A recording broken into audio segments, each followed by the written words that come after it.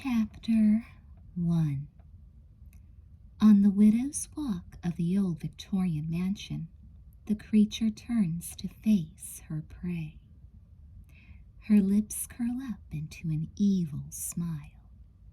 At last, she thinks. After all these years, she has them just where she wants them.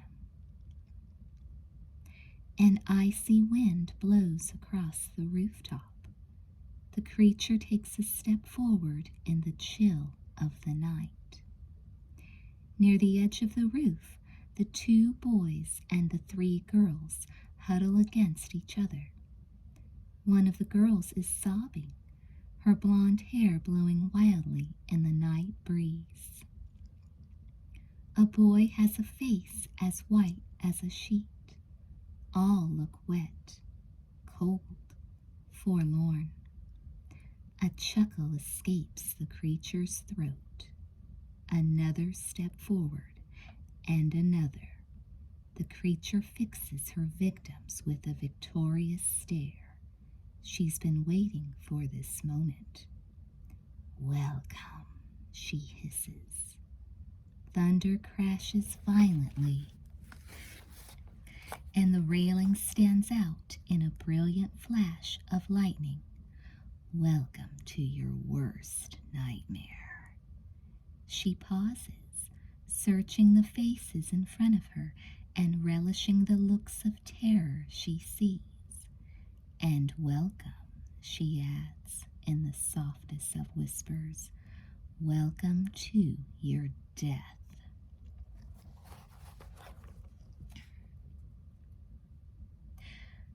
Raindrops pelted against Elizabeth Wakefield's face as she stood on the widow's walk. Above her head, thunder roared ominously. Elizabeth's twin sister, Jessica, was sobbing with fright.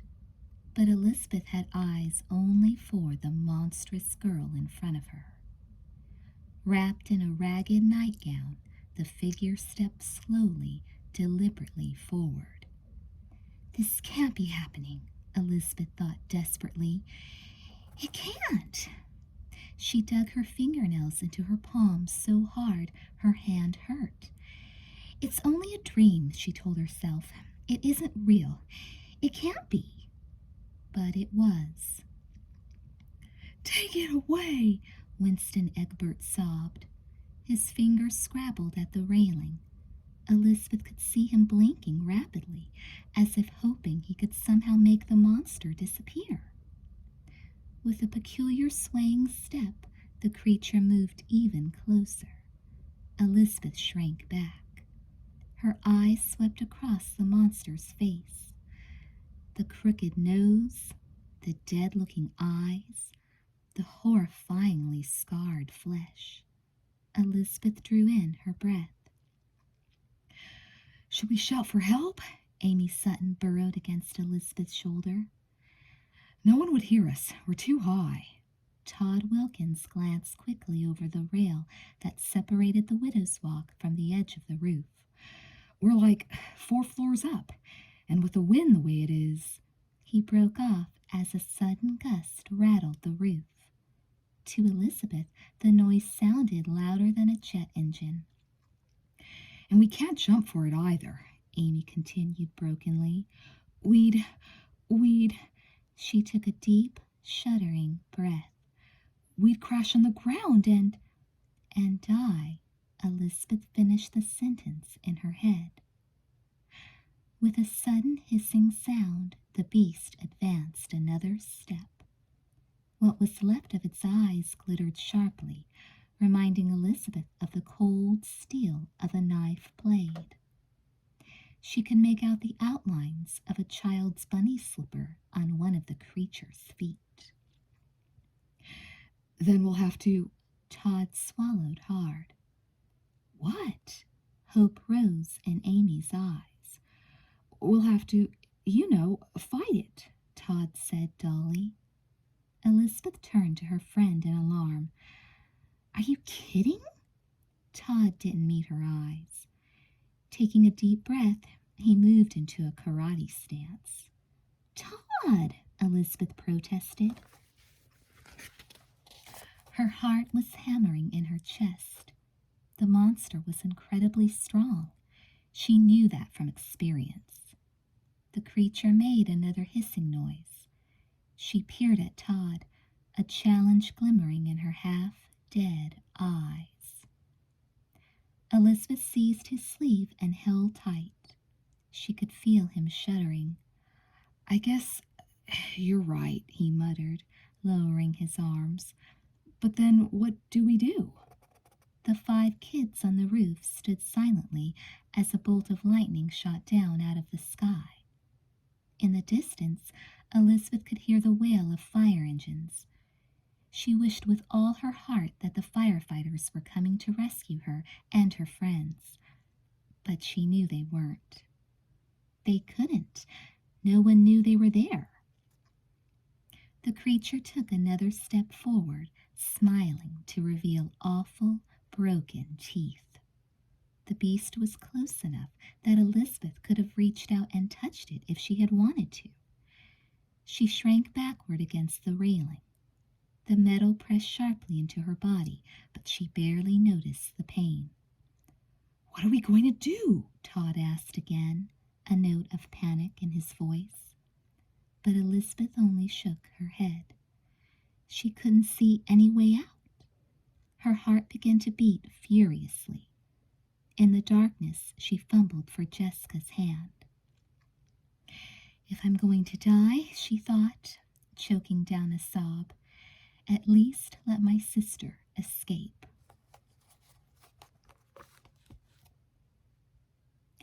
Jessica sagged against Elizabeth, her whole body racked with sobs. The pressure of Elizabeth's hand helped a little, but not much. A terrible fear gripped her heart. Desperately, she tried to figure out a way to escape from the monster, but she couldn't focus. All she could think about was how she and her friends had gotten into this mess. Like a videotape on fast forward, the events flashed past her eyes, one by one. It had all started so innocently, Jessica remembered. She, Elizabeth, Amy, Todd, and Winston had been hired to babysit the 5 kids in the Riccoli family, who had just moved into this old abandoned mansion. Angrily, Jessica shook her head. Why had they ever agreed to babysit the Riccoli kids? Almost from the start, things had gone wrong. Night after night, the kids would wake up with horrible, realistic dreams. Jessica shuddered. The image of 5-year-old Juliana Riccoli flashed into her mind. Jessica could see Juliana sitting up in bed after one of her nightmares, the little girl's cheeks wet with tears, her breath coming in quick gasps as Jessica tried to calm her down. And what was worse, the nightmares were all the same. The children all dreamed about a half-girl, half-monster who tried to push them down the stairs, or tried to set their room on fire, or grab them by the throat and tried to choke them. The kids described the exact same creature, right down to the one bunny slipper, the ragged teddy bear, and the faded daisy print nightgown. At first, Jessica remembered, she and her sister hadn't taken the kids' dreams seriously. Dreams are just dreams, she had told 7-year-old Gretchen Riccoli. They're not real. She could hear her own voice now, trying to reassure the anxious little girl. If she'd only known. She sucked in her breath. Dreams aren't real. Yeah, right. There were other strange things, too. Jessica thought of the hidden room on the 3rd floor that had once belonged to a little girl named Eva Sullivan. The dusty old room had been sealed off. It seemed as though nothing inside had been disturbed for years. Jessica remembered a snapshot labeled Alice and Eva on a bulletin board in the hidden room. One of the girls in the picture looked just like Jessica's own mother, Alice Wakefield, when she was a 12-year-old. But whenever the twins tried to talk to their mother about the mansion or the Sullivan family who used to live there, Mrs. Wakefield grew agitated and changed the subject. And Jessica's friends' parents never wanted to talk about it either. Now Jessica saw in her mind the little girl, Eva. Eva, who had lived here years before. Eva, as she was once and as she was now. The horrible monster who stood before her on the widow's walk. Eva, who for some reason Jessica couldn't imagine had come for revenge against the kids who lived in her house. And people who went into the house, period, Jessica reminded herself. Because the nightmares soon affected Jessica and the other babysitters too. It seemed that every time she closed her eyes in the Riccoli house, the monster appeared, and Eva kept getting angrier and angrier. Jessica gulped. She saw herself earlier that very evening, her friends gathered around her in the Riccolis' living room. She saw the Riccolis' ugly furniture, their massive grandfather clock, their curving iron staircase, and she saw herself and her friends, one by one, losing their battle against sleep and closing their eyes. They had planned to sleep for only 10 minutes at a time, but the alarm had never gone off. And now they were all up here on the roof, dreaming and yet not dreaming at the same time. They stood high above the ground in the wind and rain of the dark night. Eva Sullivan's unface grinned evilly at them, and her hideous hand was thrust forward, long fingers pointing at Jessica's own neck. A scream caught in her throat. "This is a nightmare," she assured herself. "I'm dreaming. We're all dreaming. All we have to do is wake up." But Jessica knew the truth. Somehow, her dream had come true.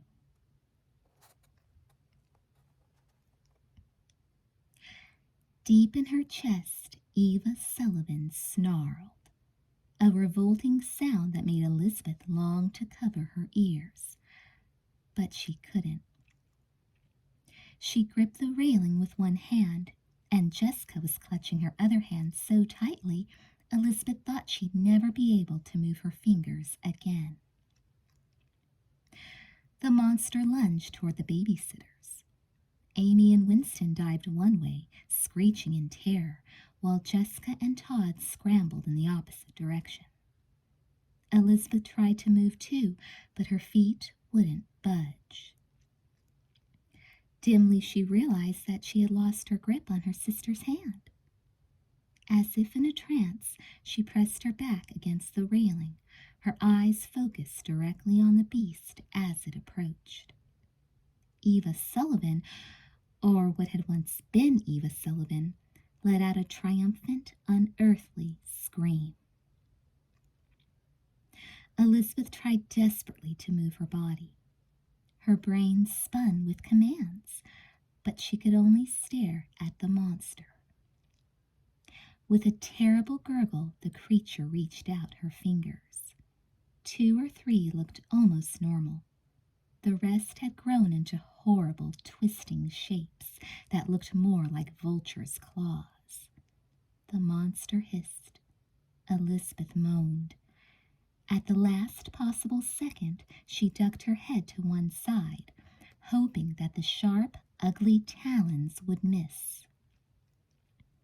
There was a tearing noise. Elizabeth's shoulder felt chilly. She could see a gaping hole in the fabric of her sweater. Eva reached forward with her other hand to try again. Elizabeth tried to yell, but her voice stuck in her throat. Turning quickly, she pushed against the heavy iron rail behind her. There was only one direction to go, and that was up. "Elizabeth!" Jessica's cries seemed somehow very far away. Balanced precariously half on and half off the rail, Elizabeth didn't dare turn her head to find her sister. There was an ominous swishing sound at her feet. The beast was coming closer. Elizabeth bit her lips so hard she tasted blood. Eva's fingers scratched her ankles. She could feel the monster's awful breath against her cheek. Elizabeth summoned all her strength. She scrambled farther up the railing, trying to hoist her body higher than Eva could reach. "Elizabeth!" Jessica's voice sounded terror-stricken. Too late, Elizabeth felt the world fall out from beneath her body. "I'm going over the edge," she realized in horror. For a split second, she balanced on top of the railing that separated the roof of the old mansion from the ground 4 stories below. She backpedaled furiously, trying to swing her legs onto the safety of the widow's walk. But she knew it was no use. She could feel herself hurtling headfirst over the railing. And now 2 screams mixed together in the night air. One was Jessica's, and the other, Elizabeth realized, was her own. "Help!" she cried, even though she knew that she was the only one who could save herself. Frantically, she turned in midair and made a grab for the iron rail. It was all that could keep her from tumbling to the ground. "Reach!" Elizabeth commanded herself, wishing her arms were 10 feet long. She stretched as far as she could go. "I'm not going to make it," she realized in terror. She could see the top of the iron railing flash past her fingertips, and Elizabeth shut her eyes in despair, hoping that by some miracle she would somehow survive the crash. When suddenly something brushed against her elbow. Elizabeth's reflexes took over. In that tiniest fraction of a second, she reached out her hand and grabbed whatever it was tight. A wrist, she thought gratefully. That was it, all right. One of her friends had reached down to save her. Her body thudded against the side of the rail so hard she could feel a bruise rising instantly on her ribs, but she didn't care. "Pull me up!" she yelled breathlessly, her voice shaking so badly she barely recognized it. "You saved my life!" A weak feeling of relief washed over her as she hung there in the darkness, her fingers firmly clutching the wrist that had saved her from certain death. Was it Todd, she wondered, opening her eyes and straining to see? Or Amy? Whoever this was had real muscles, that was for sure. It wasn't Winston, anyway. Elizabeth's blood turned to ice as she saw the arm extending over the iron rail of the widow's walk. A gruesome, horribly twisted arm. A mangled, crooked arm. The arm of the hideous beast. Elizabeth tried to shriek, but once again no sound came out. Her mouth felt dry as a bone. She stared up into the inky blackness of the night. Beyond the arm was the grotesque face, the face she knew so well from all the nightmares. Elizabeth's eyes locked with the monster's. Eva stared back at her. For what seemed like an eternity, Elizabeth swung at the end of the girl's arm, the night sky wobbling above her. All that existed for Elizabeth was herself and the girl beast that held her tight. Slowly, powerfully, Eva began to dig her claw-like fingers into Elizabeth's flesh. Elizabeth winced as the grip grew stronger and tighter. Tears stung her eyes. To be so close to safety and yet so far. "Don't," she pleaded, beginning to sob. "Save me, please. I'll do anything." The monster's eyes narrowed. Eva let out a deep, ugly laugh that sounded like the thunder rumbling in the sky overhead. Please, Elizabeth had never felt such pain. She was certain the creature would draw blood any minute. Her hand was drenched in sweat, and she could feel herself beginning to lose her grip on Eva. Please, how do you reason with a nightmare? She wondered. With her free hand she groped for the railing, the roof, the frame of the house, but she was too far away. Eva's nails dug in harder. Despite her best efforts, Elizabeth was sliding lower. Desperately she stared up at the beast, pleading with her eyes. She scanned Eva's face, hoping for some sign of sympathy, some expression of pity, of kindness. But there was none. Elizabeth! Elizabeth could hear Jessica yelling to her from the roof. Hold on tight! Save yourselves! Elizabeth tried to shout, loud enough for her sister and the others to hear.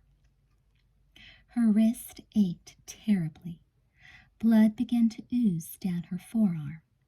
In a few short seconds, there would be nothing left to support her. She would tumble straight down like a meteorite. And then it all would be over. At least Jessica and the others might escape. Sobbing, Elizabeth tore her gaze away from the steely eyes of the beast above her. For the briefest of instants, she looked down toward the ground. It was only 4 stories below, but it looked like 4 miles. She tried to kick her legs and swing back up over the railing, but it was no use.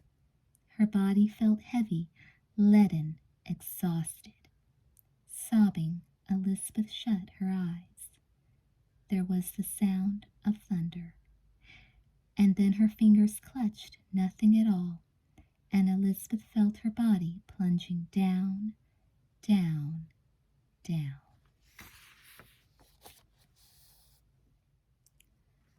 Chapter 2. That's strange, Elizabeth thought. She'd braced her body for the crash, but it hadn't come. And now the sky was white for some reason. White and lit up bright as day, when it had just been dark and stormy on the roof. Hadn't it? Elizabeth could no longer hear Jessica's screams sounding in her ears, but there was a loud sobbing instead. Maybe it's me, she thought vaguely. She didn't think Jessica's voice would carry this far down, unless Eva Sullivan had thrown her sister over the side of the mansion too. Tentatively, Elizabeth tried to wiggle her big toe. It moved. In turn, she tried moving her little finger, her eyebrow, her neck, her shoulder. Ouch! That one hurt plenty, and Elizabeth winced. Her ribs ached too. In fact, her whole body was a little sore. She frowned. But shouldn't I be a lot sorer than this if I've just fallen 4 stories? The sobbing seemed louder. Eva? Even the thought of the creature that had attacked her up on the roof made Elizabeth's heart work double time. Suddenly it became very important to know exactly where she was. Forcing herself to remain calm, Elizabeth took a deep breath and strained to focus her eyes.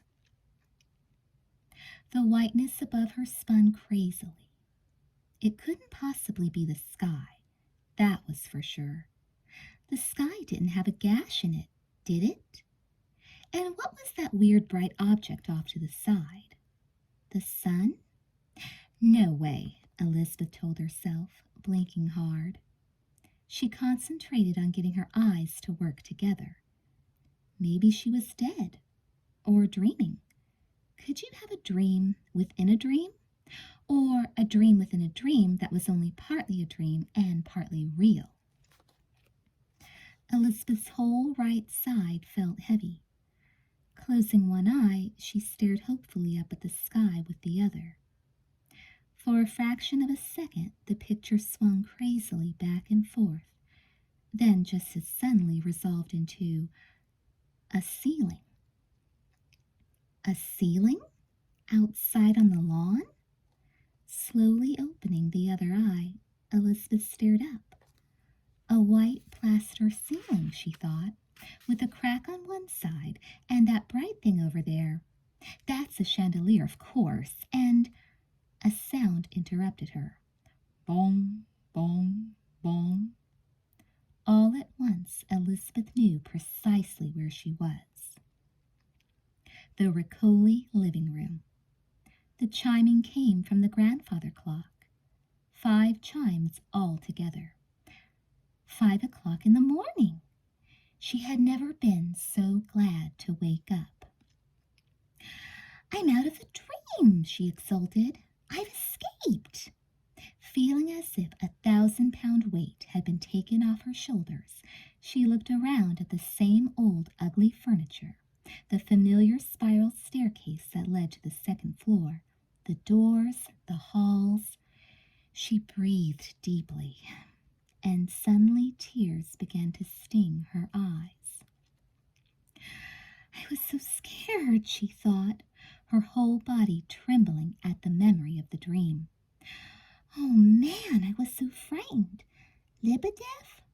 A small voice at her elbow made her start. What is it? She said. Lebedev? I scared. Elizabeth looked down. The youngest Riccoli child, 2-year-old Nate, nestled in the crook of her right arm. That was the sobbing noise, she realized. Nate, she said, looking at the little boy. How did you get out of your crib? Nate stared back at Elizabeth. His eyes looked tired. His lower lip trembled. Nate's scared, he explained, clenching and unclenching his fists. Nate think Lebedev dead. A big tear spilled out of the corner of one eye, and Nate threw himself across Elizabeth's chest, holding her tightly, his body racked with sobs. Elizabeth rocked him gently. It's okay, Nate, she crooned. I thought maybe I was dead too, but I guess I'm not. She stroked Nate's forehead, and then she began to cry too. Elizabeth? A sleepy voice from across the room spoke up. Are you... The voice caught. I mean, is that really you? Jessica, Elizabeth realized. She had forgotten all about her sister. Oh, Jess, it's okay, she choked out. I'm here, and I guess she's gone. Big, ugly girl gone? Nate demanded. Elizabeth scarcely heard. She glanced around the room. There was Winston, sprawled across the couch, rubbing his eyes and moaning. Nearby, Amy sat curled in a chair, a what's-going-on expression on her face. And Todd was slumped at her feet, yawning and stretching like the lions at the Sweet Valley Zoo when they'd just woken up.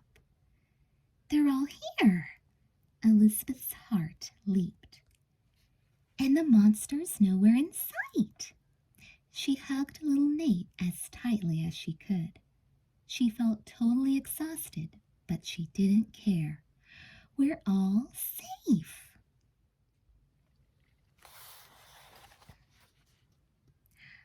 I guess we all fell asleep, Jessica said thickly. She hated the sensation of just waking up. Her tongue felt too big for her mouth.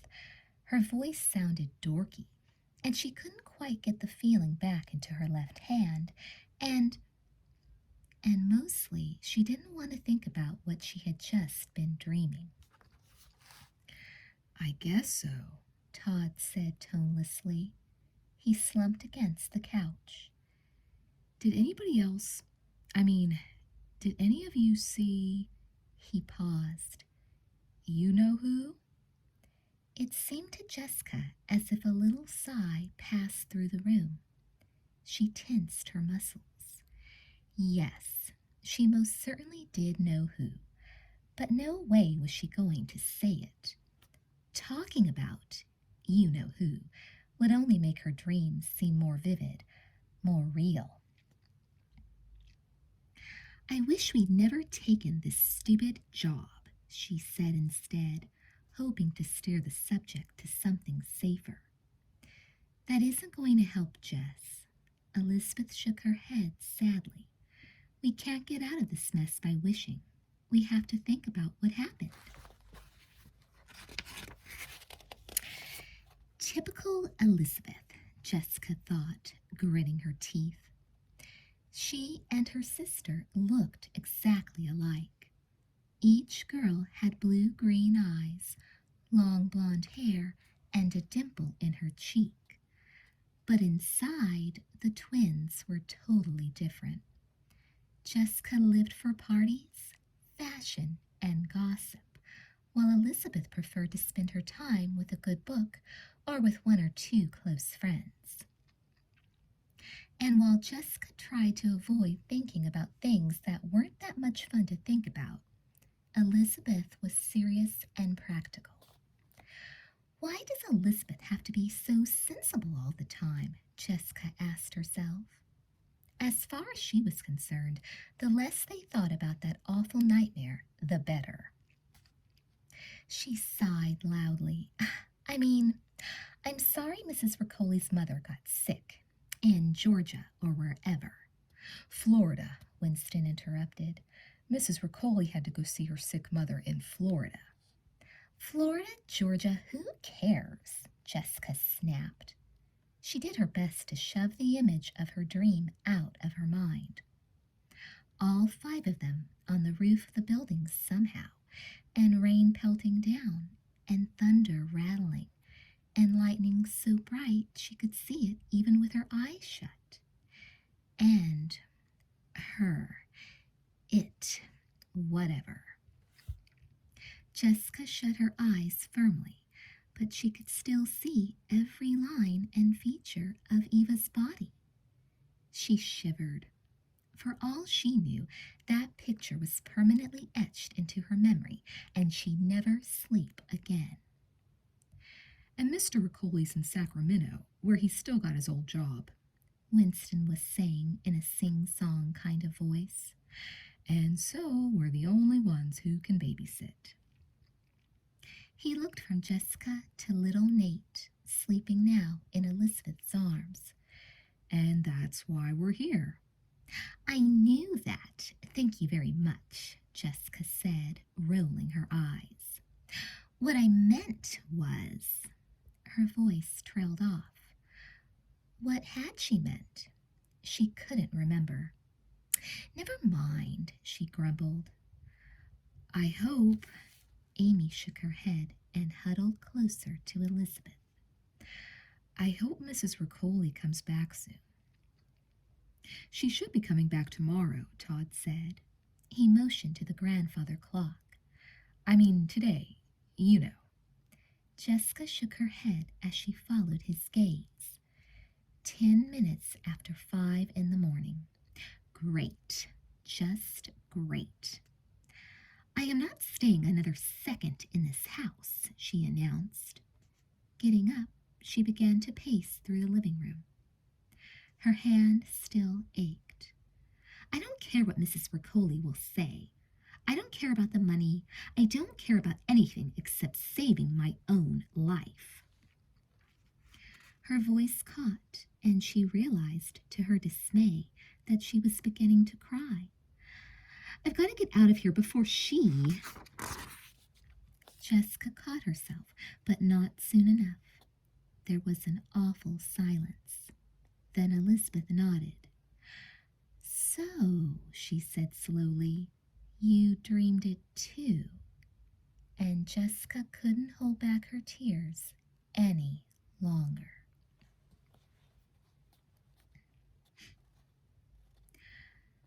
Okay, Elizabeth said softly a few minutes later. Nate was still asleep in her lap, and the other babysitters were gathered around her on the couch. She sat up straighter, trying to ignore the pain in her shoulder. We'll compare notes. Where was your dream, Amy? Amy's long, straight hair was hopelessly tangled. Elizabeth watched her friend nibble nervously on a strand as she considered the question. On, Amy swallowed hard. On the roof? Elizabeth bit her lip, just as she'd thought. On the roof of this house? She probed gently.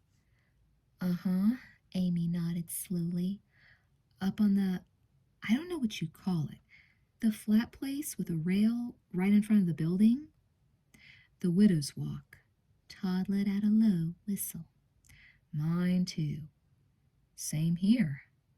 Winston drummed his fingers against the coffee table. Quickly he blew his cheeks out and in. Once, twice, 3 times. I mean, yeah, up there. You know, the same place.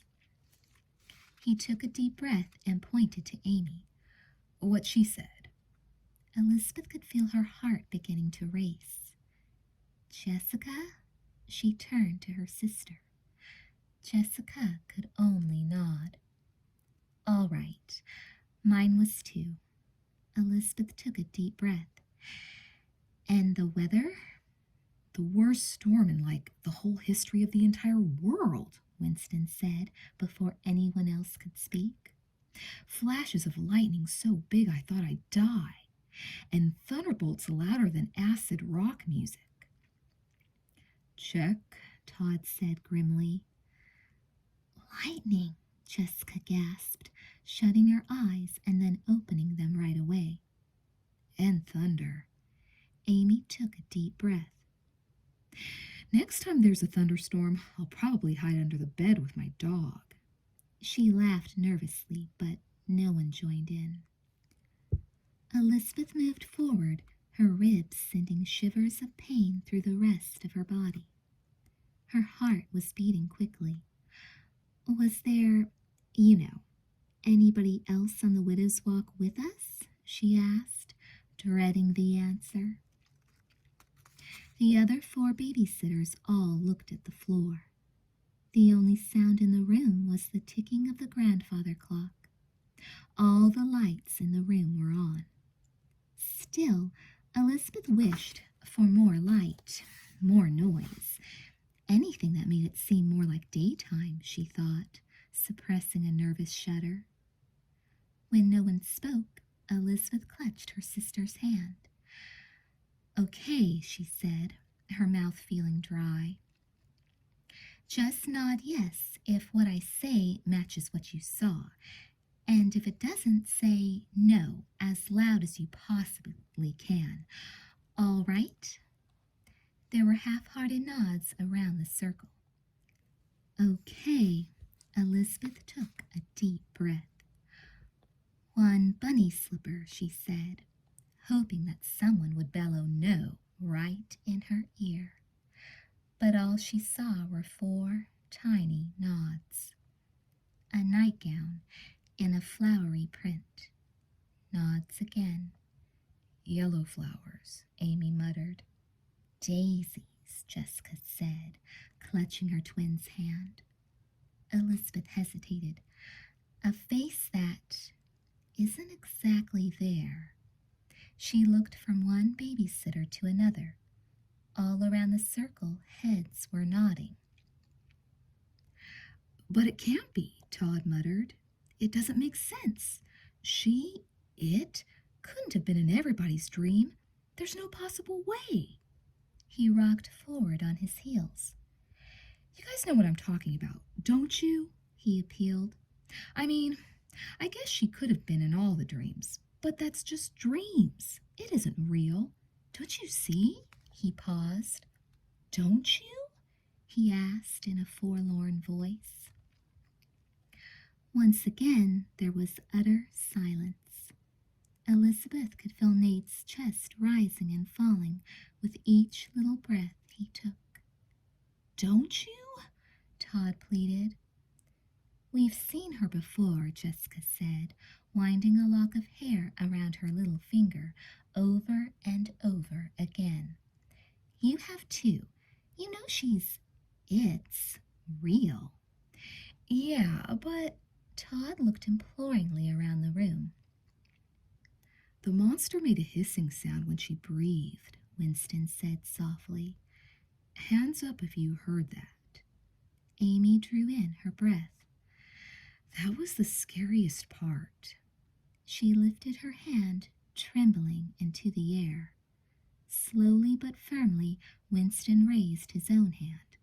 So did Jessica.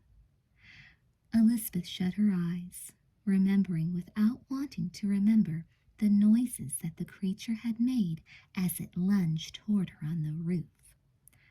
"I heard hissing too," she half whispered. Todd blinked rapidly. "But that still doesn't mean anything," he argued. "It doesn't, prove that it was real." He clenched his fists so hard his knuckles turned white. "Now, if someone had, a scar from the monster or something." A scar from the monster. Elizabeth drew in her breath. She suddenly knew why her shoulder ached so much. Slowly, deliberately, she swiveled her neck to see.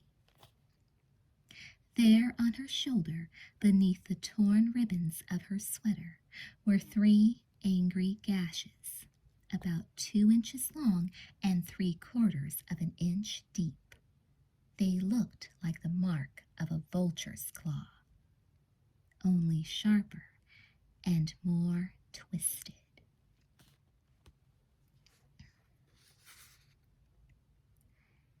"Then it was real," Jessica said at last. She forced herself to keep calm. "I guess that's why my hand hurts so much. Remember, Lizzie?" She turned to her sister. "The way you were grabbing my hand out there on the roof? You were crying so hard, I thought you were going to have a heart attack or something." "I was sobbing so hard?"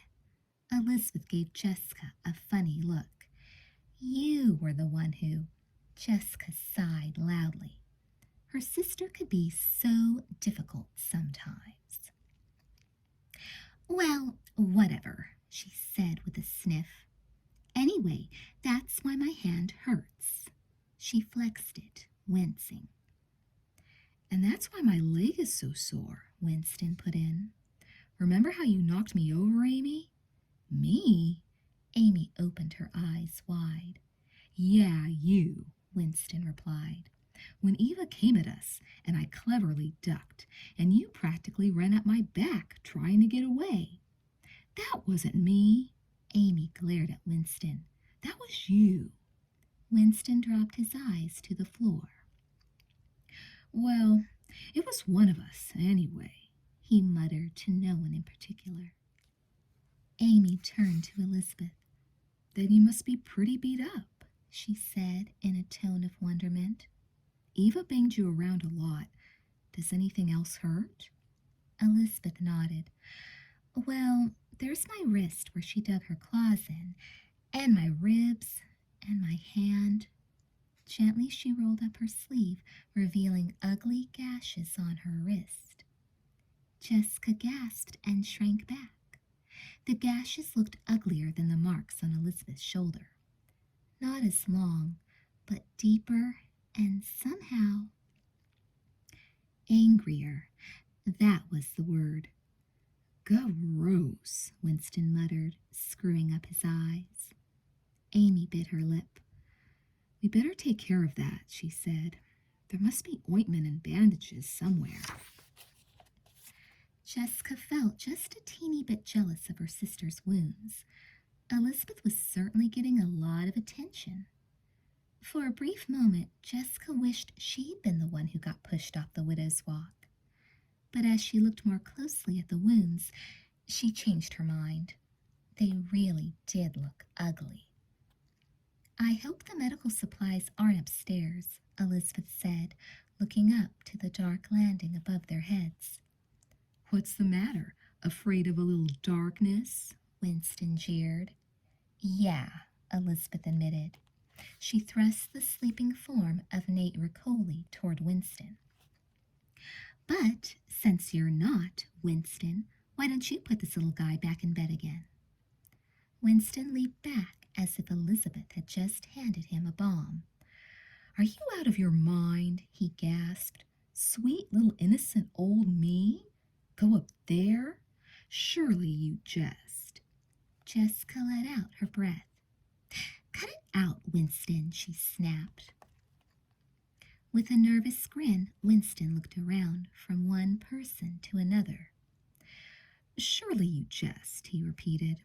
Come on, guys, laugh. It's funny. You know, ha ha ha, and tickle my funny bone?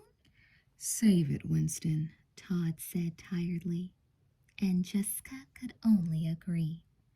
In broad daylight, during science class, that'd be funny, she said to herself. But not here, not now.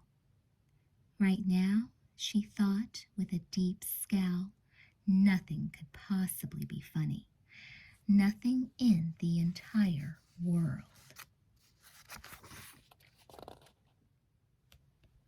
Chapter 3. This is the longest night in history, Jessica thought numbly, watching the hands of the grandfather clock creep toward 6. It had taken at least 3 years to get even that far. She watched the second hand crawl forward. A snail could move faster than that, she thought. Beside her, Winston stirred. Is it light outside? He whispered. Todd moved the curtains and stared out the window. Not yet, he replied gloomily. Jessica lifted her eyes from the clock and counted to 10 as slowly as she could. Glancing back at the clock, she saw to her dismay that only 4 seconds had passed. What was that word on the last vocabulary test that meant endless? She wondered. Normally, she didn't like to think about school, but now she needed something boring to focus on. Something. Eternal, that was it. This was an eternal night. Maybe we should sing or something, Elizabeth suggested doubtfully. Row, row, row your boat, stuff like that. Jessica's only answer was a snort. Well, we've got to stay awake, Elizabeth insisted. Remember what happened last time we went to sleep? Don't remind me, Amy said. Probably the sun will never rise again, Winston said dolefully. Probably the world will stay dark forever. No one will ever wake up again, and eventually we'll have to fall asleep ourselves. And then Eva Sullivan will torment us for the rest of our lives. He thought for a moment. Which won't be much longer, come to think of it. Jessica didn't know which was worse, Elizabeth's stupid juvenile ideas or Winston's gloominess. She stole a quick glance back at the clock. Less than a minute had passed since the last time she looked. She could have sworn it had been half an hour. Yeah, come on, guys. Amy's voice was unsteady. We've got to stay awake somehow. Any ideas? The Weather Channel? Todd asked doubtfully. Jessica yawned. Yeah, right, she said ungraciously. That would put us to sleep. Then you think of something better, Todd glared at her. In your dreams, Jessica muttered, then decided that was exactly the wrong thing to say. She scrunched deeper into the couch. The trouble was, they were right. Anything was better than falling asleep in this house. And I guess no one ever died from singing Row, Row, Row Your Boat. All right, she grumbled at last. 1, 2, 1, 2, 3, 4. Row, row, row your boat.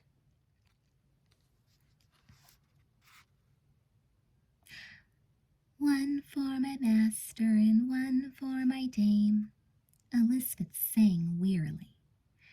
How long had they been singing, she wondered. 45 minutes? An hour? 2 years? And one for... Wait a minute. Her friends had stopped singing along. Instead, they were staring at the curtains that covered the window behind her. Todd drew in his breath and pulled back the curtain. Look, guys.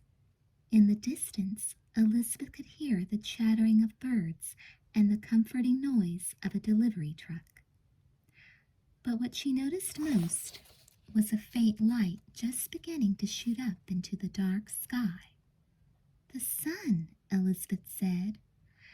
So far, only the tiniest sliver was peeking above the horizon.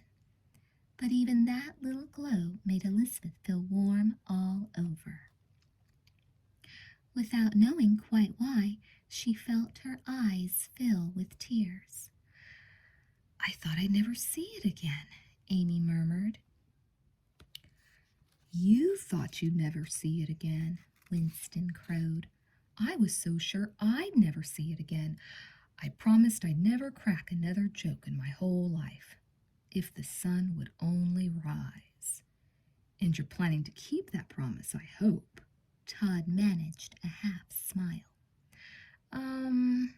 Winston looked at his feet and wiggled his toes. Yeah, well, you know, he shrugged. I have, this really short memory, okay? As if, Todd shot back with a grin. By now Elizabeth could see nearly half the sun, its rays casting a pinkish glow across the whole sky. She sighed again with relief, glad that she had survived the night, glad that her friends were all in one piece, glad that Eva Sullivan was gone, at least for now. Glad to see the sun rising slowly but steadily and brightening the entire world. The famous poet Winston von Egbert will now recite from his work The Glorious Sun, Winston said, taking a ridiculous pose by the coffee table. The sun, he declaimed loudly, my kingdom for a honey bun. Elizabeth couldn't help giggling. That's the course, Winston explained. You can join in if you want. He cleared his throat. They sat awake all night, he went on dramatically, except for 2 hours. More like a year, Jessica muttered, suppressing a smile.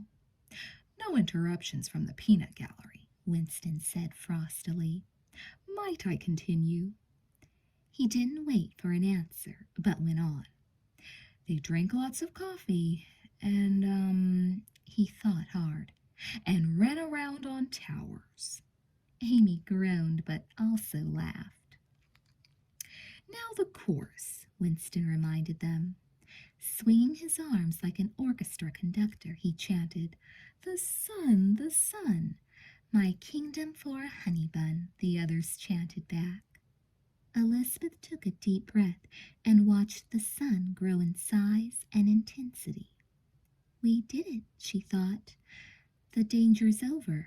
For now, anyway, and everybody's all right. And under the circumstances, even Winston's stupid poems sounded pretty good.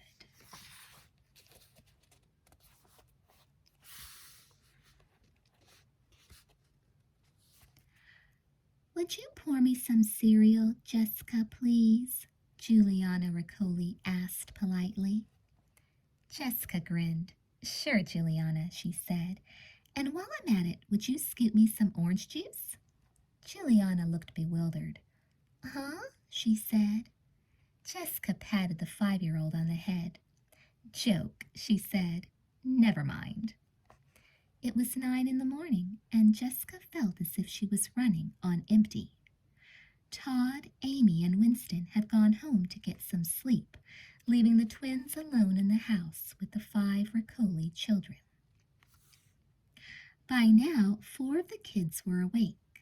Nate, Juliana, 7-year-old Gretchen, and 8-year-old Andrew were sitting around the breakfast table. Only the oldest, 10-year-old Olivia, was still asleep. The kids looked pretty well rested, Jessica thought, her gaze traveling around the table. I wish I did too. Andrew slammed his glass of milk down on the table. Hey, Jessica, he said loudly. Can we watch TV this morning after breakfast? Can we? Ha. Yes, please, Gretchen chimed in. Please. Phoebe, Phoebe, Nate chanted. Want watch Phoebe. Jessica exchanged glances with her sister, who nodded. I think you probably could, Jessica said. After all, she reasoned, it would keep the kids out of their hair for a while. She and Elizabeth could certainly use a rest. First we watch Dancing Pink Elephants, Gretchen said. Then we can... No way! Andrew glared at her, milk dribbling from the corners of his mouth. He looks like my brother Stephen when he does that, Jessica thought, disgusted. A picture of her 14-year-old know-it-all brother at breakfast popped into her mind. We're gonna watch Dracu Killer. That's what we're gonna watch. Don't be silly, Gretchen said in her most mature voice. Dracu Killer is a dumb show. I mean, like, really dumb. And it's too scary for Nate anyway. Andrew rubbed Nate on the back. Nate loves Dracu Killer, don't you, kiddo? Aku Kiwa, Nate shouted. He gave his cup an imitation karate blow. It tumbled off his high chair tray and onto the ground. Jessica sighed. Stuck you booed. Suck your blood, you mean, Andrew said with a grin. See, Nate wants to watch my show. In your dreams, Gretchen said. She leaned down to Nate. Say, I want to watch Dancing Pink Elephants, okay? Say, Dancing Elephants. Danning Effants, Nate said agreeably. He pushed his muffin onto the floor. Want watch Danning Effants. Raising his arms like a ballerina, he grinned proudly. Jessica laughed. Slowly she brought a glass of milk to her lips. Let's let Nate decide, Elizabeth suggested, her eyes twinkling. Oh, good grief. Andrew curled his lip at his little brother. Say Dracu Killer and I'll give you a cookie, he cajoled. Say Dancing Pink Elephants and I'll give you 2 cookies, Gretchen chimed in. Nate considered carefully. Then he grinned broadly. Danning Aku Kiwa Effants, he shouted. Jessica choked on her milk just as the phone rang. I'll get it, she called out, grabbing the receiver. Hello, she said. Then, remembering she wasn't at home, she added, Riccoli House? Hello there. A familiar warm voice was at the other end of the line. This is Mrs. Riccoli. I'm sorry, I don't know whether this is Elizabeth or Jessica. Jessica grinned. Few people could tell them apart, even over the phone. Jessica, she said. Jessica, Mrs. Riccoli repeated. Well, I'm here at the airport. My mom is okay, thank goodness, and she's going to be okay, so I'll be home as soon as I can get through the traffic. Jessica's heart leaped. Oh, that's great news. Great news that my mom's okay, or that I'm back home again? Mrs. Riccoli asked teasingly. Jessica turned red. Well, Both, she admitted. Everything went all right, I hope? Mrs. Riccoli asked. Without waiting for an answer, she plunged on. Well, of course everything was fine, with babysitters like you and your sister. I don't know how to thank you. I can't imagine what I would have done if you hadn't agreed to watch the kids. Oh, Jessica decided not to mention how deeply she'd been wishing they hadn't agreed. Of course, I know you couldn't exactly have said no, Mrs. Riccoli went on. But when I called you in a panic and said my plane was leaving in half an hour and could you babysit, well, I just knew that you and your sister would come through. Jessica cleared her throat. No, they couldn't have exactly said no, and she couldn't exactly tell Mrs. Riccoli about some half-girl, half-monster who haunted them in their dreams. Mrs. Riccoli would think they were nuts. Would you like to say hello to the kids? She asked. No, thanks, Mrs. Riccoli said breezily. I'll be seeing them soon enough. Feel free to park them in front of the TV. I'll be home in an hour or so, and thanks again. There was a click. Mrs. Riccoli had hung up. 1 hour. Breathing a sigh of relief, Jessica looked at the phone in her hand. 1 more hour in this house, and then she would never set foot in it again.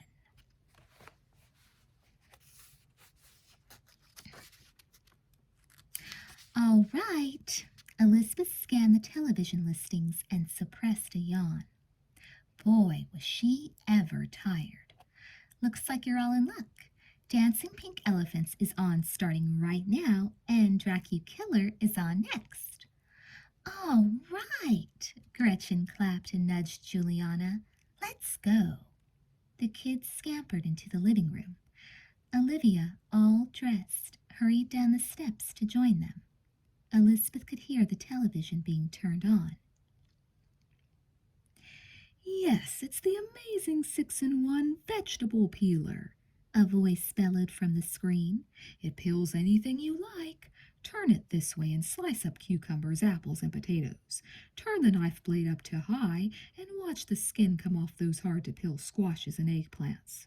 Turn it to extra high and buzz the rind right off your watermelons. Turn down the volume to extra low, Elizabeth cried out, catching her sister's eye. Together they walked into the living room and plopped down side by side on the big couch.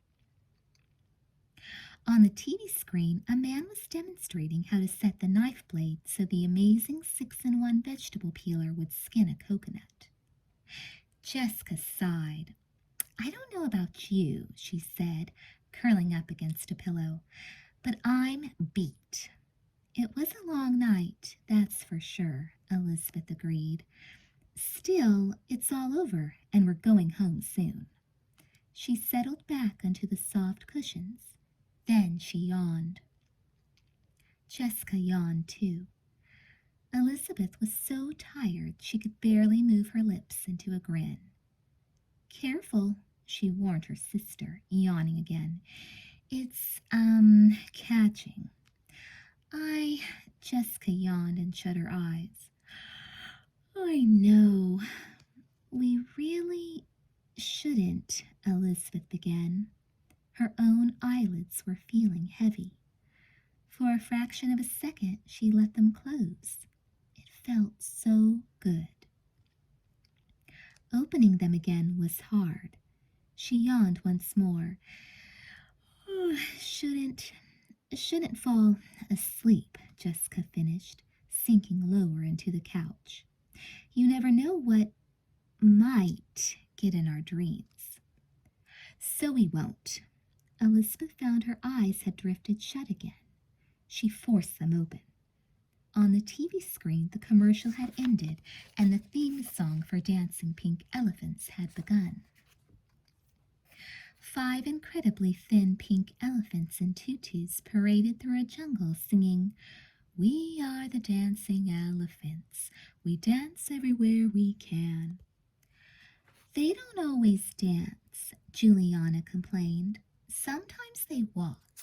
Shh, Andrew whispered crossly. I can't hear. Elizabeth smiled weakly. Afraid she would fall asleep at that very minute, she forced herself to focus on the elephant's song. We always sing in chorus, the elephant sang, and we help our fellow man. They mean elephants, Juliana said doubtfully. Don't they mean their fellow elephants, Gretchen? Don't fall asleep, Elizabeth ordered herself. She thought she could count on Jessica to stay awake, no matter what, but she was too tired to turn and see how her sister was doing. Don't fall asleep. Hey, kids? She asked drowsily. Yeah? Andrew asked, not taking his eyes off the screen. Elizabeth's eyes snapped suddenly shut. Her body ached all over. Don't let us fall asleep, okay? She asked. Sure, Andrew said carelessly. Hey, this is a rerun. It's the one where they dance into the river to save the mean rattlesnake from drowning, and it becomes their friend, right? Hey, yeah, Olivia said, crowding closer. Elizabeth yawned more deeply than ever. Don't forget now, she said, but she wasn't sure if anyone could hear her. It doesn't matter anyway, she consoled herself, because there's no way I'm going to fall.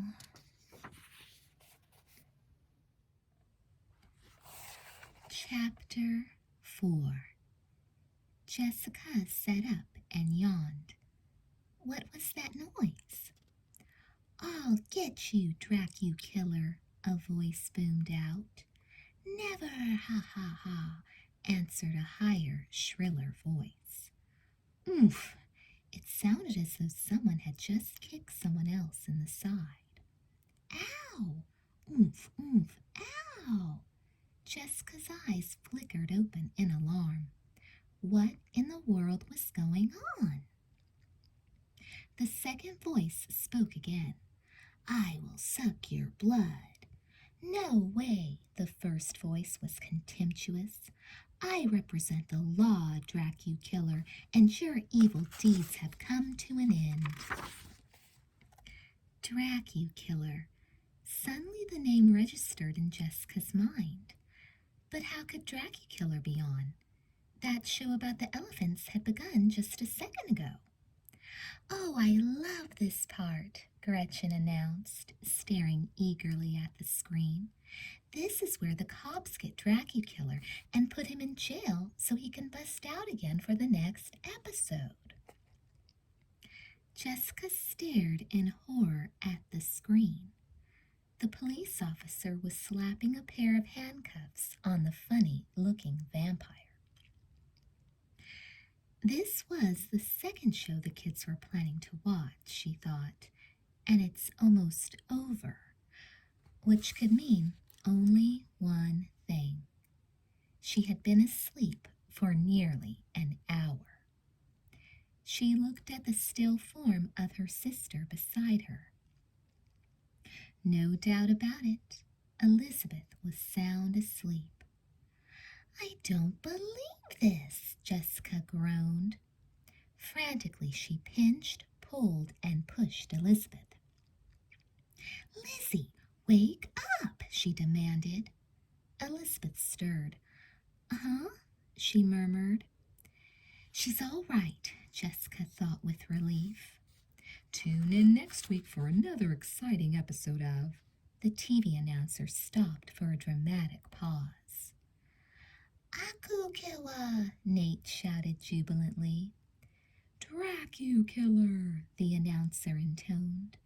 The picture zoomed in on Dracu killer, marching off to jail, but giving the audience a wink and a thumbs-up signal. Okay, everybody, that's it, Jessica said, jumping up from her seat. She seized the remote and clicked the on-off button. In an instant, the screen went blank. Uh-huh. Elizabeth sleepily rolled over and opened one eye. Hey! Andrew turned and gave Jessica a reproachful look. I wanted to see the next commercial. Jessica's heart was beating so hard she thought it would bounce right out of her body. Never mind that, she said, her throat almost too dry to talk. Right now, into the kitchen. You have to clean up after breakfast. She still couldn't believe she had fallen asleep. I should have known better, she thought. I should have known better. I should have. A key turned in the lock. Jessica jumped. Who's there? She cried, a note of panic in her voice. The picture of a half girl, half monster leaped into her mind. It's me. Mrs. Riccoli hurried through the doorway. She stopped short when she saw Jessica. What's the matter, honey? You look like you've seen a ghost. I guess I didn't. Jessica managed to stammer out. She felt giddy with relief. She took a couple of tentative steps toward Mrs. Riccoli. I'm just glad to see you, is all, she said, breathing deeply. Boy, am I ever.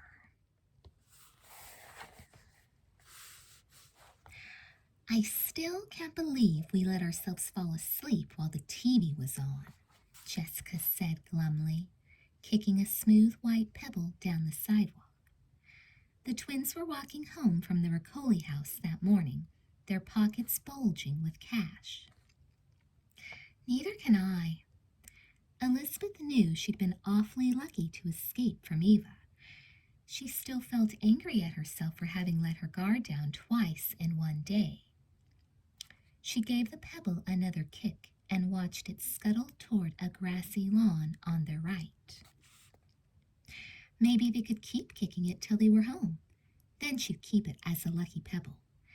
But I think this time was different somehow. Different? Jessica frowned at Elizabeth. Like how? Well, Elizabeth wondered how to put it. With the heel of her shoe, she dug the pebble out from the edge of the grass and kicked it down to the intersection ahead of them. Did you have any dreams when we were on the couch? She asked.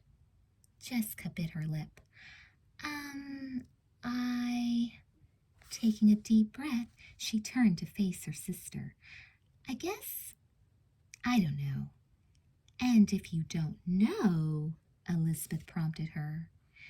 If I don't know, Jessica said slowly, then I must not have dreamed about Eva. You'd remember it if you had, Elizabeth added. She could feel her flesh begin to creep at the thought of Eva. With a shudder, she turned to keep walking. Neither did I. In fact, I had a pretty peaceful sleep.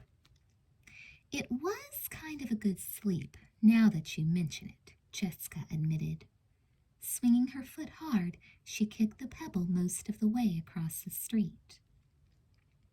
And we slept for almost exactly an hour, Elizabeth continued. 2 cartoon shows. She stepped off the curb.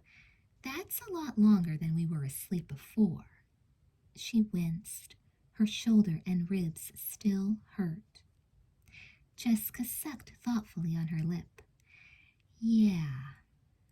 Was there any sign of Eva at all? Elizabeth asked. I mean, when you were just waking up or dropping off to sleep? Jessica considered. No, she said at last. Elizabeth's pulse quickened. Same here. She smiled shyly at her sister, letting the smile speak the words she couldn't find. Maybe, a small voice in her head was saying. Just maybe. Maybe the spell is broken and the monster's gone. Jessica turned to look at her, eyes full of hope. Do you think that... She broke off, biting her lip. Could be, Elizabeth murmured wistfully. On her way up the opposite curb, Elizabeth gave the pebble another kick. It bounced crazily off the curb, barely missing the sewer grating. Then it rolled back into the road. That was a narrow escape, Elizabeth muttered. Maybe it was a lucky pebble after all. What? Jessica fixed Elizabeth with a look. Oh, nothing. Stooping down, Elizabeth grabbed the pebble and stuffed it into her pocket. A narrow escape, she repeated to herself. Maybe they had escaped. Eva hadn't come while they were sleeping on the couch. That was a good sign, all right. Elizabeth rubbed her fingers against her new lucky pebble as they headed down the last block toward home.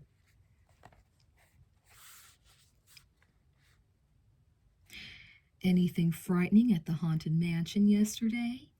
Stephen smirked at the twins the next morning. Down by the old scary house, he sang off-key. My sisters are afraid of every single mouse. Yuck, yuck. Very funny, Stephen, Jessica grumbled, reaching for an orange. It rhymes, doesn't it? Stephen chugged down a glass of milk in one swallow.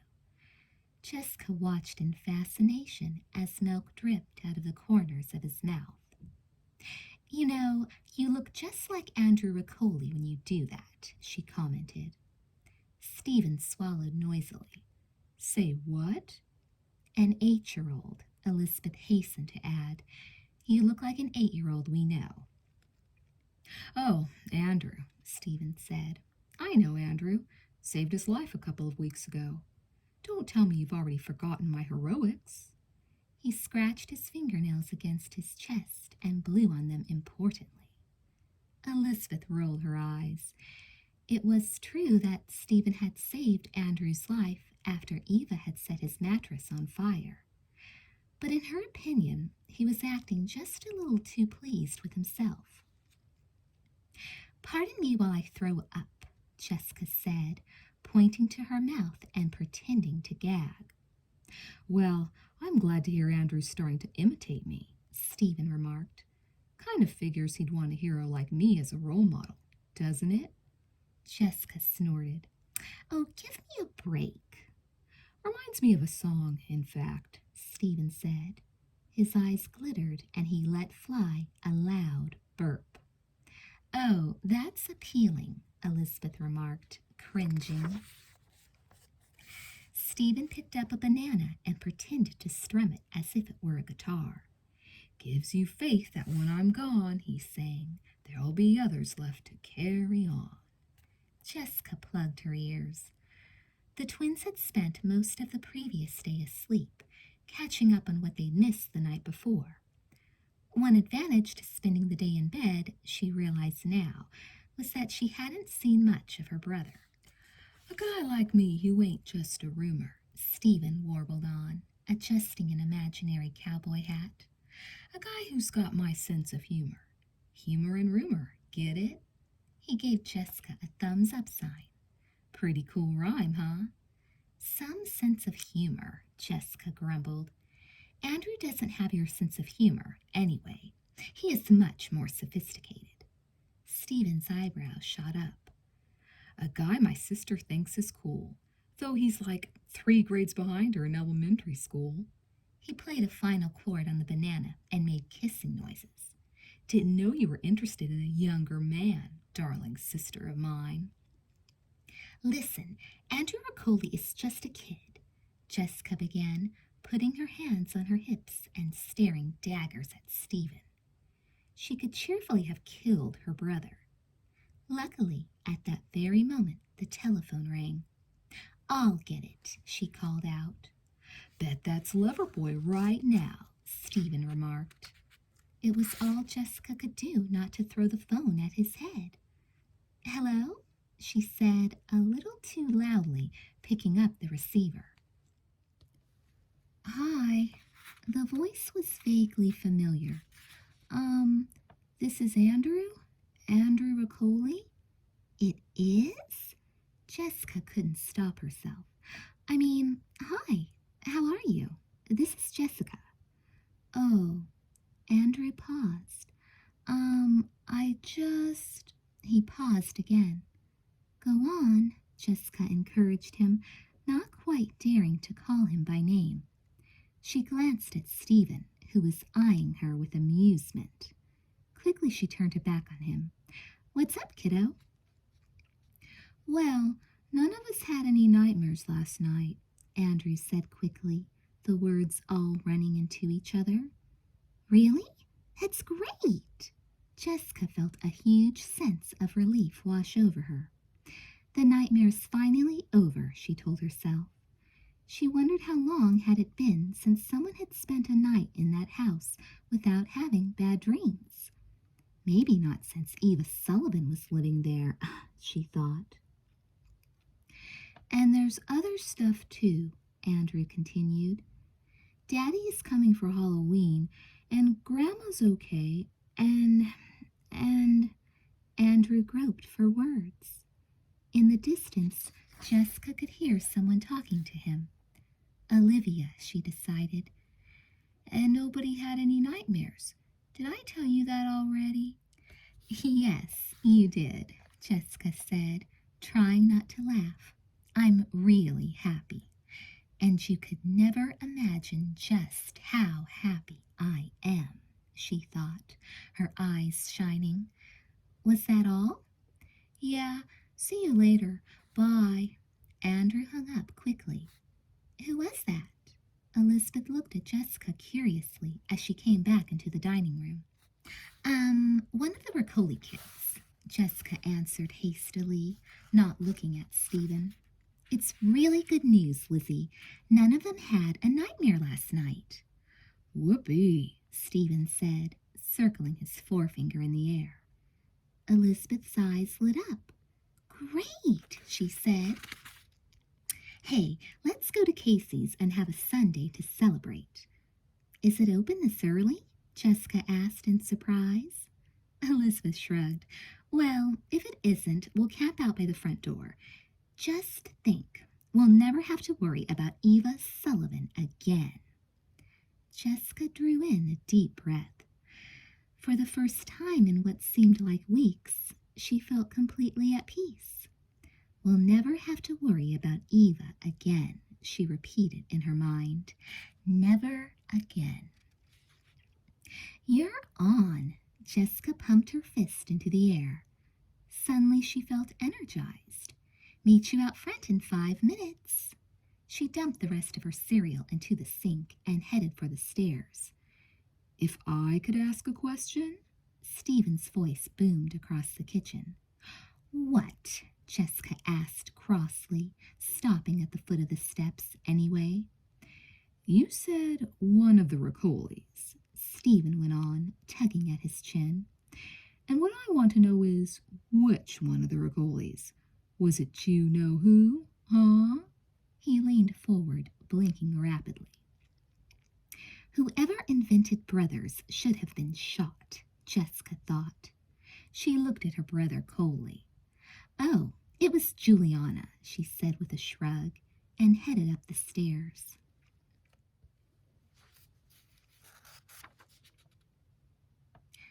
Elizabeth's eyes sparkled as she finished the last bit of her sundae.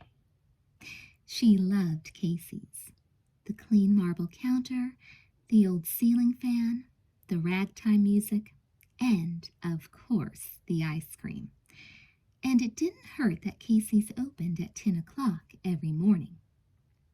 Just over a week till Halloween, you know, she reminded Jessica. With all the scary events of the last few weeks, it had been hard to remember what fun Halloween could be. I mean, Elizabeth reminded herself, who needs pretend tricks and treats when you have your very own monster invading your dreams? She laughed. Somehow Eva Sullivan and the old Riccoli mansion seemed very far away. Licking her spoon, she smiled across the table at her sister. So what are you going to be? Jessica dug down into her remaining hot fudge. I am going trick-or-treating as the greatest actress who has ever lived, she said proudly. You mean Eileen Thomas? Elizabeth asked, surprised. Eileen Thomas had starred in some movies that Mr. Bowman, their English teacher, had recommended. British films like Report from a Burning Bridge and A Time for Healing, and Elizabeth's all-time favorite, Road to Rangoon. Elizabeth thought Eileen Thomas was wonderful, but she couldn't see Jessica dressing up as, "Not Eileen Thomas, doofus," Jessica said, rolling her eyes. "Marilyn Monroe, of course." Marilyn Monroe, of course. Elizabeth couldn't help smiling. "Not exactly my idea of the world's greatest actress," she said to tease her sister. "Just goes to show how much you know." Jessica shook her head. "So, who are you going as?" Elizabeth's eyes lit up. "Jane Austen," she said. "Jane who?" Jessica demanded. Elizabeth waved her hand in the air. "No one you know," she said with a grin. "Just one of the best writers in the English language, that's all." "Oh, yeah," Jessica said slowly. "I've heard of her. Didn't she write like 2 million years ago or something?" "Only 200 years ago," Elizabeth said, leaning forward eagerly. "And her characters are so interesting and so realistic they could practically be around today." "If they could be around today, then what's the point?" Jessica asked with a shrug. "Was she friends with, Charles who's it? The guy who wrote Great Expectations?" "Dickens," Elizabeth supplied automatically. They'd read Dickens' novel Great Expectations in school, and she loved it almost as much as Jane Austen's books. "No, she was dead by the time Dickens came along." "Bummer," Jessica said carelessly. "I thought Miss Havisham in Great Expectations was kind of neat. The way she never got over being stood up by her husband on her wedding day." Her eyes gleamed. For the rest of her life, all she wanted was revenge. "Did Jane Austen write anything good like that?" "Austen, and she wrote lots of good stuff," Elizabeth said, trying to think if any of Austen's characters spent their lives getting revenge on someone. "She wrote Pride and Prejudice," Elizabeth recited, ticking it off on her index finger. "And, Sense and Sensibility." "Oh, I get it," Jessica said in a sing-song voice. "Did she also write Dweebs and Dorkiness, or Stupidity and, Stephen?" Elizabeth chuckled. She and Jessica were so different. They often had trouble seeing eye to eye. But they did agree on one thing. Their brother was a total loser. "Stupidity and Stephen," she said, liking the idea. "Tell you what, Marilyn, I'll write that book if you'll star in the film version." Jessica's face opened up into a huge grin. "It's a deal," she said with feeling. Chapter 5. "Wall-to-wall people," Elizabeth groaned, looking with dismay through the doors of Sweet Valley Spooks and More, the costume store at the mall. "Well, what did you expect 4 days before Halloween?" Jessica asked, surging through the crowd and into the store. The twins were costume shopping. A full week had passed since their last nightmare. As far as Jessica was concerned, Eva Sullivan was gone for good. "Hey, wait up!"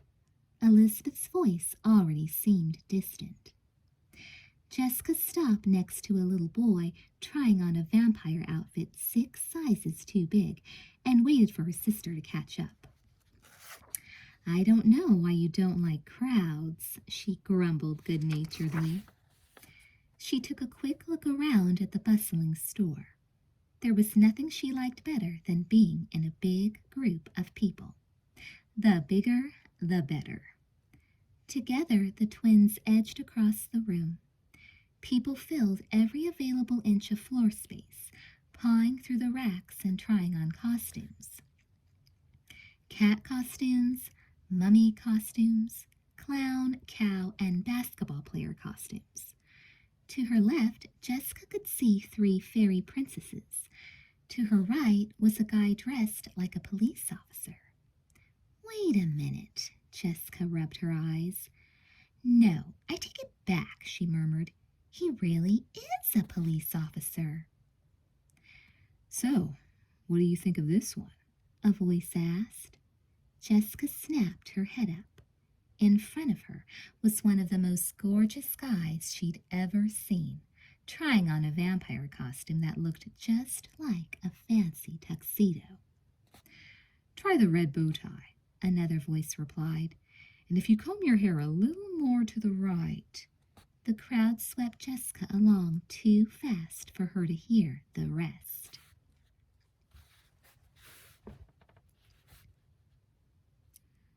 Whistling carelessly, Stephen Wakefield scanned the racks of the costume shop, looking for the most grotesque, hideous Halloween outfit he could find.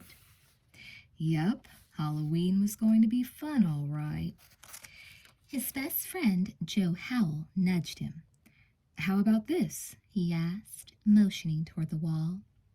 Stephen moved back to let a small child in a Dracula costume through. Then he followed Joe's gaze. Before him hung a lifelike rubber mask, lips twisted into a tortured expression, ugly-looking scars dotting the cheeks. Horribly glowing red lines radiated from a third eye in the center of the forehead. The mask was the ugliest color Stephen had ever seen, a sickening cross between green, yellow, gray, and brown. Stephen examined it closely. Not nearly disgusting enough, he said at last. Joe nodded knowingly. That's what I thought too. Their eyes darted along the endless rows of costumes. In the background, a child wailed, "But I want it! I need it! Please!" How about this one? Joe pointed to a misshapen head with a swollen red tongue protruding through cracked lips. Stephen reached out to touch the mask. The fringe of hair he saw was really fake spiders. Fiberglass eyeballs rolled back into the head when the mask jiggled. Stephen sighed. I don't know, he said, wrinkling his nose. Pretty lame, if you ask me. In fact, he stepped back, narrowly missing a man leading a couple of dancing pink elephants toward the counter. This whole place is pretty lame. We're going to have to come up with our own design, I guess. Joe shook his head. Stephen could see he was still interested in the swollen tongue mask. Like, what did you have in mind, man? Stephen shrugged and jammed his hands deeper into his pockets. I don't know, he admitted, but there's got to be something better than this. He grimaced, indicating what he thought of Sweet Valley spooks and more. Come on, he urged Joe. Let's go back to my place and... He stopped. In the middle of the hubbub, he could hear an eerily familiar voice. "Excuse me, but where are your Marilyn Monroe costumes?" Jessica, he thought, his lips spreading into a smile. His mind flashed back to the conversations they'd had over the last few weeks about the monster at the Riccoli house. Hello? Joe waved his hand in front of Stephen's face. Earth to Wakefield. Anybody home? Stephen tried to remember the creature the girls had described. Too bad he hadn't listened carefully. Or maybe the twins had been mumbling. Figured. They just didn't know how to speak clearly. Wakefield! Joe shook him violently by his shoulder. What's the deal? One slipper, Stephen whispered, half to himself. A nightgown with some kind of flowers on it. That could be embarrassing, but he'd manage it somehow. Something about a stuffed animal, that'd be easy. And then the body. How had his sisters described the body? A face that, like, isn't there. A twisted leg with a misshapen foot on the end. Eyes that look at you as if they're dead. scars so deep you can almost see down to the bone, fingernails like demented claws. A limp, Stephen said out loud. He licked his lips in anticipation, and a hissing sound when it walked. Perfect. Wakefield, you dead or what? Stephen gasped. Joe was holding Stephen's neck with one hand and waving a fist in front of his eyes with the other. What's going on, huh? Stephen grinned, even though having Joe's hand around his neck felt a little uncomfortable. I know what we're going to be for Halloween, he announced. Huh? Slowly Joe let his fist drop. What? Stephen smiled wolfishly. We're going to go as my sister's worst nightmare, he said with an evil-sounding chuckle.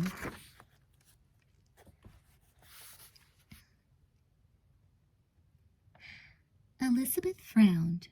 She should have guessed there wouldn't be any Jane Austen costumes in the store.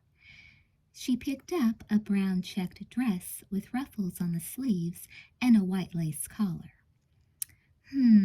It looked kind of colonial, but maybe it would do. But, Mom, came a voice from the other side of the rack. You promised. Elizabeth shook her head, remembering when she and Jessica were younger and had waged Halloween battles like that with their own mother. No, she corrected herself, with Dad. Mom never took us Halloween shopping. She never much liked Halloween. With a sigh, she turned back to the dress. Maybe if she put her hair back and bought a pair of those old granny glasses from the counter rack and carried a quill pin. Any luck with Jane Houston? Jessica swept through the crowd, 2 boxes held high above her head. You'll never believe what I got, Lizzie, she crowed, not waiting for an answer. 2 costumes? Elizabeth asked pointedly. Planning to go trick-or-treating twice or something? Hey, that's a pretty decent idea, Jessica said. Maybe I can go Halloween night, and then again the next day. Elizabeth giggled. I was just joking, Jess. So what did you find? Jessica swung the boxes down between the racks. You'll love them, she declared. Feast your eyes. Elizabeth leaned forward and stared at the topmost box. Inside was a perfect replica of Marilyn Monroe. Dress, mask, hair, the costume looked totally realistic. It was like looking at a photograph of the real actress. That is great, Jessica, she commented, thankful that she wasn't going to wear it herself.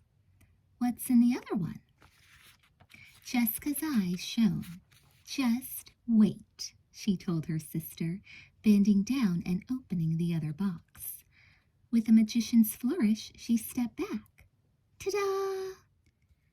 Elizabeth drew in her breath.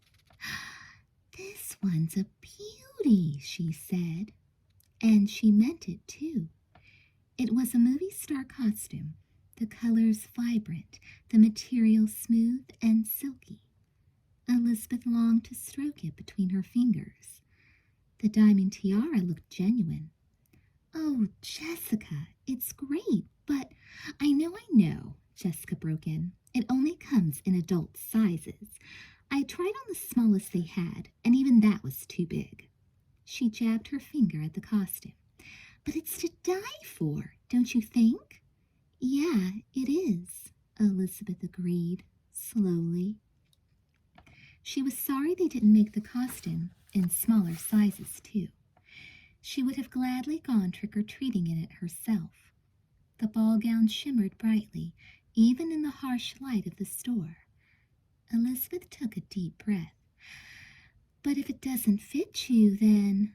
Ah, Jessica grinned. See, here's my idea. We're going to get it for Mom. For Mom? Elizabeth frowned. But Mom never dresses up on Halloween. Details, Jessica said, waving her hand in the air. That's because she's never had this costume before.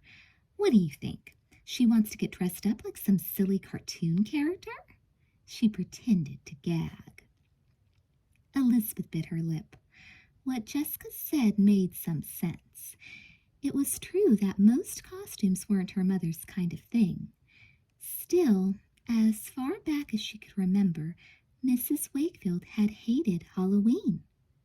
Mom never even likes to answer the door for trick-or-treaters, she thought, licking her lips. And I don't think she ever helped carve a pumpkin. But what if she doesn't like it? She asked. Jessica hefted both boxes up on her shoulder and began to work her way toward the checkout counter. Well, we'll grow into it eventually, she said. And anyway, she's going to love it. She turned around and gave Elizabeth a conspiratorial wink. Trust me, she said, and then dissolved into the crowd. Elizabeth sighed and turned her attention back to the rack with the colonial dress. She hoped Jessica was right about the movie star costume. She could really see her mother liking it. And yet, for some reason that she couldn't quite put her finger on, Elizabeth had a bad feeling about the whole thing.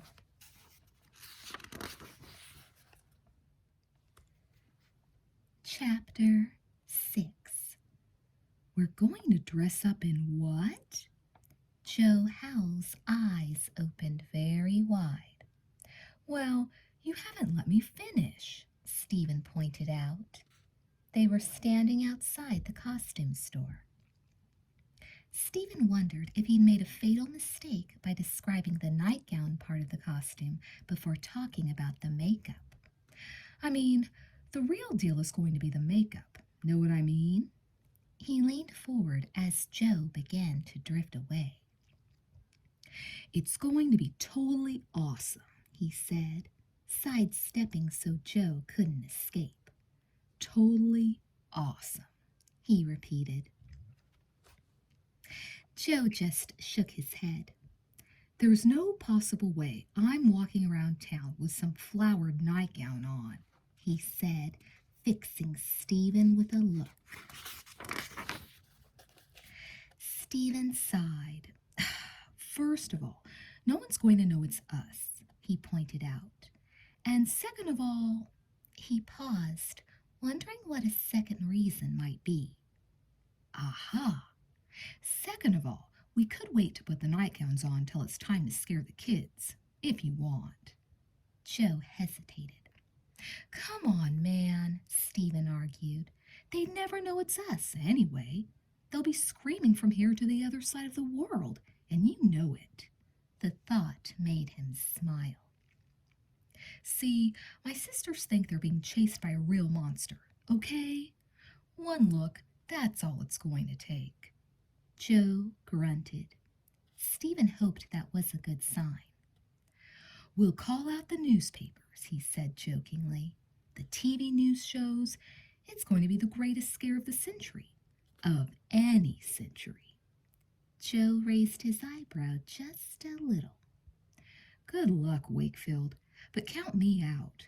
What else did you have in mind besides nightgowns, anyway? A pair of cute little bunny slippers? Stephen felt his face redden. He forced a laugh. Bunny slippers? Ha ha, you've got to be kidding. Wearing only one bunny slipper was much cooler these days, that was for sure. But he decided not to say that to Joe.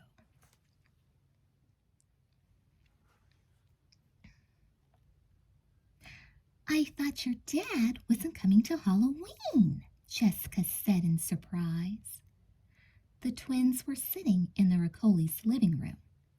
They decided to stop at the old mansion on their way back from the mall. In the daylight, and with Eva Sullivan gone forever, the house was cheery and bright. The kids seemed well rested and happy, too. It was obvious that no one had had any monster dreams all week. No, he came early, Juliana said happily. It's like a Halloween present for us. Yeah, he showed up this morning, Andrew said, right in the middle of dancing pink elephants. Hey, Dad! Did I hear my name? Mr. Riccoli bustled down the heavy curving staircase into the living room and extended his hand to the twins. I know I've met one of you, he said with a sheepish grin, but I can't tell which one it was. Elizabeth smiled back. You met me, she volunteered. The last time Mr. Riccoli had been in town to visit, she and Todd had babysat the kids, and she'd gotten to know Mr. Riccoli a little. She liked him. He had a corny sense of humor, a lot like her own father's. This is my sister, Jessica. Nice to meet you, Jessica said. She stood up and shook Mr. Riccoli's hand. Charmed, Mr. Riccoli said, dropping into an extravagant bow. He winced as he straightened back up. I used to be able to do that so well, he said ruefully, but I haven't been the same since I busted my back on the rodeo circuit 40 years ago. Elizabeth couldn't help staring. If Mr. Riccoli had broken his back 40 years before, how old would he be now? He doesn't look much over 30, she thought, but I guess it's hard to tell. I didn't know you were in rodeos, Mr. Riccoli, she said aloud. Mr. Riccoli's eyes twinkled. Yup, he said with a cowboy twang. They used to call me Rodeo Rider Riccoli. Say that 6 times real fast. Rodeo Rider Riccoli, Rodeo Ridley, Elizabeth began. She shook her head. Sorry, I can barely even say it twice. I didn't know you were in rodeos, Dad. Andrew stared up at his father in awe. Did you ride a real bucking bronco? And rope cows? Gretchen chimed in. Ah, shucks, Mr. Riccoli said modestly. Guess I just plumb forgot to tell you kids. Sure, I wore a 10-gallon hat and cowboy boots, and I rode broncos all over Texas. In my act, I'd stand on one bronc's back and jump to another one. While they were moving, Gretchen leaned forward with excitement. Oh, sure, Mr. Riccoli answered with a careless wave of his arm. 40, 50, 60 miles an hour. Cool, Andrew exclaimed. Wasn't that dangerous? Olivia asked, her eyes wide. Well, of course it was dangerous, Mr. Riccoli said. How do you think I broke my back? See, while I was in the air one day, jumping the 30 yards from one horse to the other, a gust of wind caught me. He shrugged. Well, it wasn't an ordinary gust of wind. It was more like a tornado, but it carried me 20 miles and dumped me flat on my back in the middle of the desert. Awesome, Andrew whispered. Jessica nudged Elizabeth. Wow, she mouthed. Elizabeth took a deep breath. No doubt about it, this was one of the most amazing stories she had ever heard. How did you get to the hospital? Gretchen asked. Mr. Riccoli shrugged. Crawled, he explained. Crawled for 3 days and nights non-stop with a broken back. And as soon as I got out of that hospital, I hopped right back on my bronc. Elizabeth's head was whirling with ideas. Maybe she could interview Mr. Riccoli for the Sweet Valley Sixers, the 6th grade newspaper she edited. Maybe she could write her own adventure series based on his story. Maybe... My outfit's upstairs, Mr. Riccoli went on. Cowboy hat, 6-gun, boots, work shirt.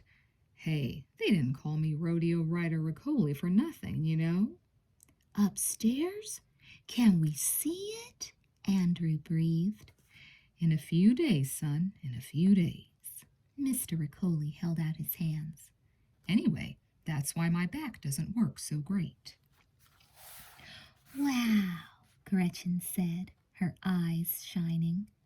Wait till I tell the other kids, Andrew said.